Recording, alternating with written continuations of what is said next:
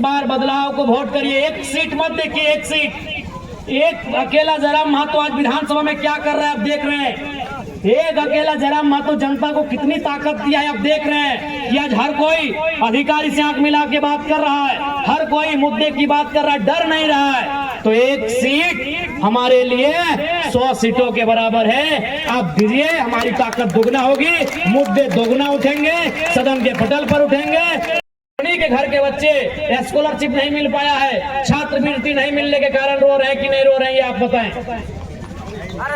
आज इस राज्य में क्या हो रहा है आपको भी मालूम है। कुछ दिन पहले हमको ड्राइवर लोग फोन किया कि विधायक जी हम लोग बालू लेके चल रहे, परेशानी है। हम बोले भाई घाट से लेकर चुनाव तक रुकिए, परेशानी रहेगा, क्योंकि सरकार के लोगों का सीधा आदेश है यहाँ से चंदा उठा के देना है चुनाव में। आज यही हो रहा है।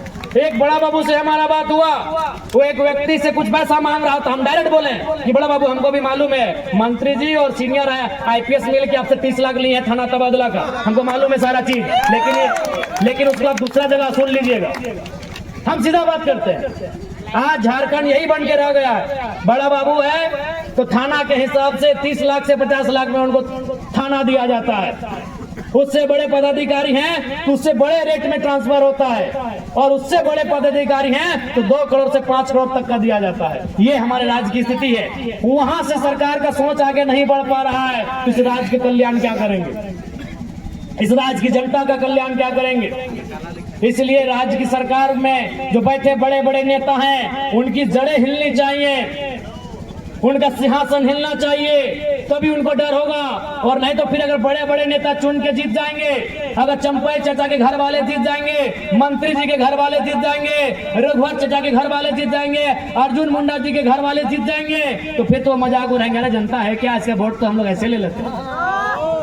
फिर वो आपको ताना देंगे। और क्यों हम मुद्दों की बात करेंगे, क्यों मुद्दों की बात करेंगे।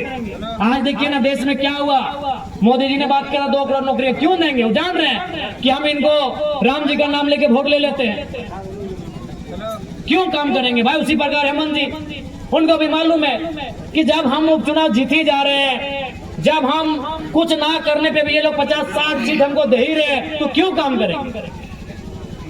इसलिए राजनीति में, लोकतांत्रिक देश में अगर ताकत कहीं है तो तलवार में नहीं है, ताकत आपके तीर में नहीं है, ताकत भाले में नहीं है, ताकत त्रिशूल में नहीं है, ताकत बंदूक में नहीं है, ताकत आपकी उंगली में है जब आप ब्लू रंग की स्याही लगाकर वोट देने जाते हैं।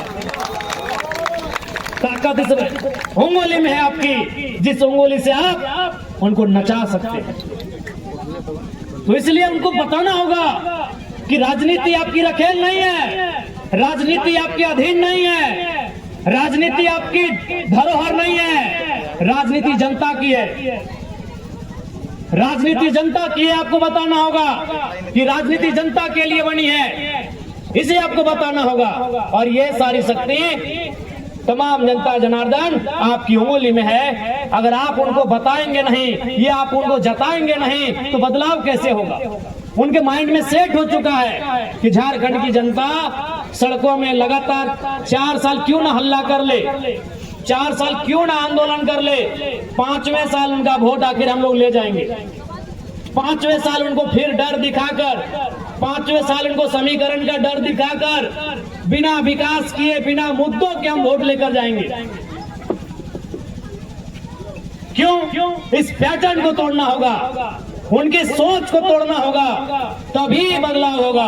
और एक बात याद रखिए, आज फिर कहेंगे पढ़े लिखे नौजवानों को राजनीति में आना चाहिए। अगर आज हमारा देश हिंदुस्तान आजाद हुआ तो पढ़े लिखे लोगों का बहुत बड़ा योगदान है। गांधी कौन थे? बैरिस्टर थे। पंडित नेहरू कौन थे? बैरिस्टर थे। सरदार वल्लभ भाई पटेल कौन थे? बैरिस्टर थे। नेताजी सुभाष चंद्र बोस कौन थे? इंडियन सिविल सर्विस के एस्पिरेंट थे। हमें लगता है पास भी कर गए थे। जो आज यूपीएससी कहते हैं, उस समय आईसीएस कहते थे, इंडियन सिविल सर्विस। चूंकि आचार संहिता का समय है, अभी हम लोग का पूरा 1 महीना कार्यक्रम होगा। बस इतना ही कहेंगे कि इस बार बदलाव को वोट करिए। एक सीट मत देखिए, एक सीट, एक अकेला जयराम महतो आज विधानसभा में क्या कर रहा है आप देख रहे हैं। एक अकेला जयराम महतो जनता को कितनी ताकत दिया है। आप देख रहे हैं कि आज हर कोई अधिकारी से आंख मिला के बात कर रहा है, हर कोई मुद्दे की बात कर रहा है, डर नहीं रहा है। तो एक सीट हमारे लिए 100 सीटों के बराबर है। आप दीजिए, हमारी ताकत दुगना होगी, मुद्दे दोगुना उठेंगे, सदन के पटल पर उठेंगे। इसलिए चूंकि आचार संहिता है, समय का अभाव है, तमाम माताओं बहनों को विशेषकर धन्यवाद देते हुए